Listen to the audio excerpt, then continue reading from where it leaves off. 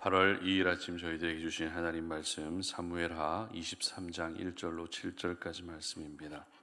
이는 다윗의 마지막 말이라. 이새의 아들 다윗이 말하며 높이 세워진 자 야곱의 하나님께로부터 기름 부음 받은 자 이스라엘의 노래 잘하는 자가 말하노라. 여호와의 영이 나를 통하여 말씀하시며 그의 말씀이 내 혀에 있도다.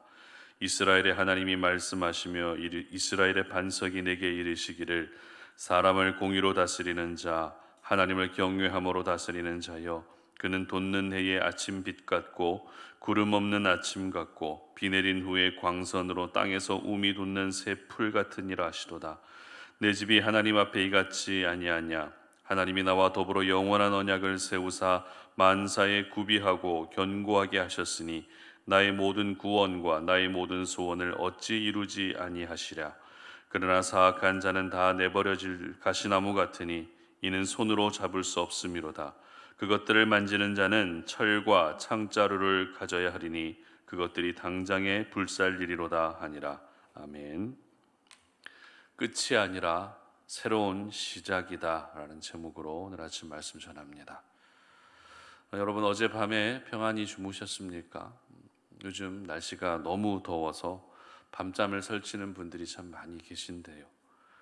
분주한 일과를 마치고 나면 모든 사람들은 잠자리에 들게 됩니다. 그렇다면 잠을 자는 그 시간이 끝이라고 말할 수 있을까요? 아니면 시작이라고 말할 수 있을까요? 물론 어떤 관점으로 보느냐에 따라서 끝이 될 수도 있고 시작이 될 수도 있습니다. 그러나 우리가 하나님의 자녀로 이 땅을 살아가고 있기 때문에 평범한 일상을 보내더라도 그 평범한 일상을 믿음의 접근, 믿음의 해석을 할 수 있어야 되는데요.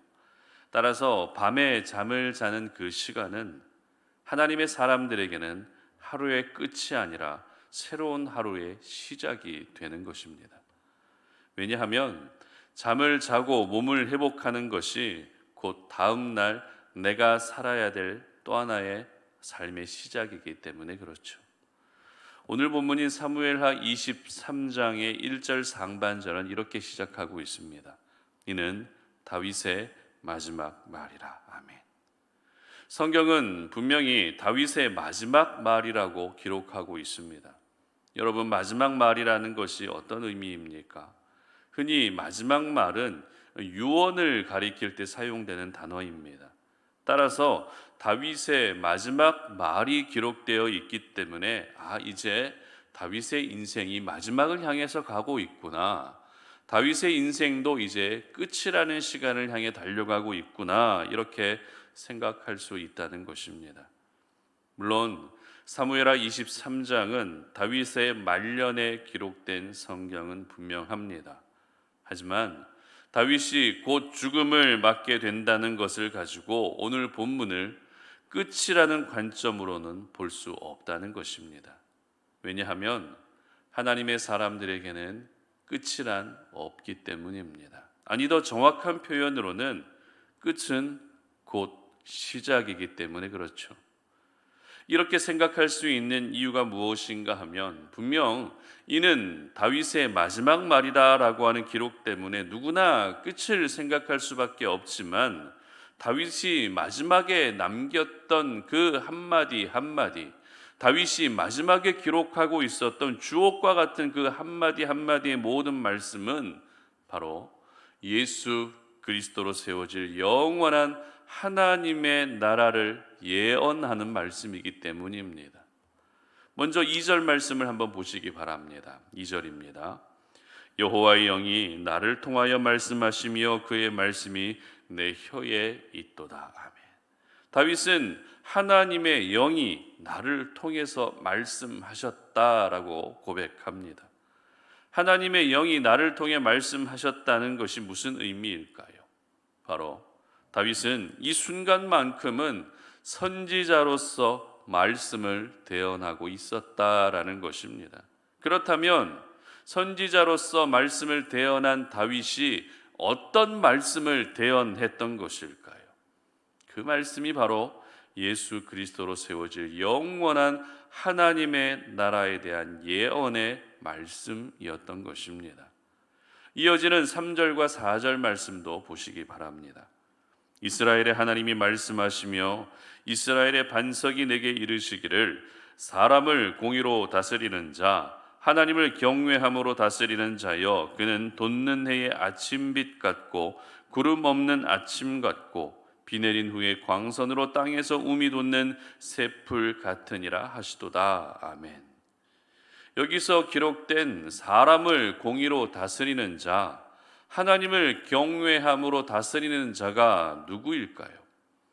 그리고 돋는 해의 아침빛 같은 자, 구름 없는 아침 같은 자, 비 내린 후에 광선으로 땅에서 움이 돋는 새 풀과 같은 자가 누구를 가리킬까요?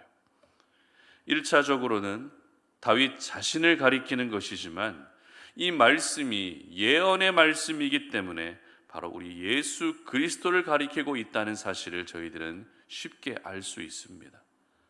그리고 이어지는 6절과 7절에서는 예수 그리스도를 대적하는 세력들이 결국 심판과 멸망에 이르게 될 것을 예언합니다. 이처럼 다윗은 마지막으로 남기고 있었던 말은 단순한 유언, 모든 육신이 흙으로 돌아가는 마지막 이 끝에 관한 말씀이 아니었습니다. 바로 예수님이 왕으로 다스리는 나라, 영원한 나라, 새로운 시작을 말씀하고 있었던 것입니다. 특별히 2절 말씀을 다시 한번 보시기 바랍니다.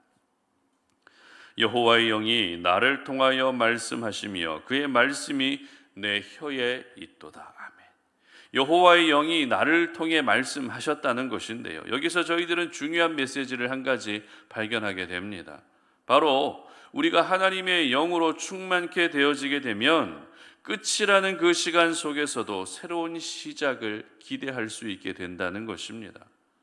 우리가 오늘도 성령으로 충만해지는 삶을 살게 되면 마지막이다라고 생각되는 그 절망의 시간 속에서도 새롭게 펼쳐질 소망의 일들을 기대하며 나아갈 수 있게 된다는 것입니다. 하나님은 오늘도 끝이라고 하는 시간 속에서 저와 여러분이 절망 가운데 빠져 살아가는 것을 원하지 않으십니다. 이제 끝이다, 모든 게 끝났다라고 생각되는 그때에도 새로운 시작을 볼 수 있는 영적 안목을 갖기를 원하신다는 것입니다. 성경에 기록된 몇몇 사람들을 한번 살펴볼까요?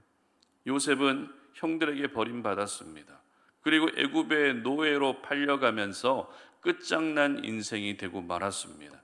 그러나 그것은 결코 끝이 아니었죠.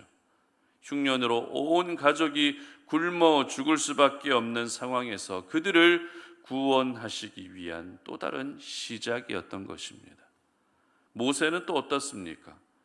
애굽의 왕자의 신분으로 잘 나가던 사람이 하루아침에 살인자가 돼서 화려한 배경을 버리고 도망갈 수밖에 없는 끝장난 인생이었습니다. 그러나 그것은 하나님이 온 이스라엘을 구원하시기 위한 새로운 시작이었던 것입니다. 그리고 하나님의 은혜로 출애굽했지만 홍해바다 앞에서 그 발걸음이 멈춰 서게 됐을 때 이젠 끝이다라고 모두 사람들은 그렇게 생각했습니다. 그러나 고린도전서 10장 12절의 기록을 보면 이런 기록이 있습니다. 제가 읽어드립니다. 형제들아, 나는 너희가 알지 못하기를 원하지 아니하노니 우리 조상들이 다 구름 아래에 있고 바다 가운데로 지나며 모세에게 속하여 다 구름과 바다에서 세례를 받고. 아멘. 무슨 말입니까? 홍해를 건넌 그 사건을 세례를 받고 구원받은 사건으로 새로운 시작을 말씀하고 있다는 것입니다. 그리고 우리 예수님은 또 어떠십니까? 십자가에서 돌아가실 때 모든 것이 끝났다라고 절망이 밀려오는 그 순간에도 우리 모두를 하나님의 자녀 삼아주시는 구원의 새로운 시작이 되셨습니다. 이처럼 하나님의 사람들에게는 끝이란 없습니다. 끝이라는 단어는 세상 사람들이 사용하는 표현일 뿐입니다.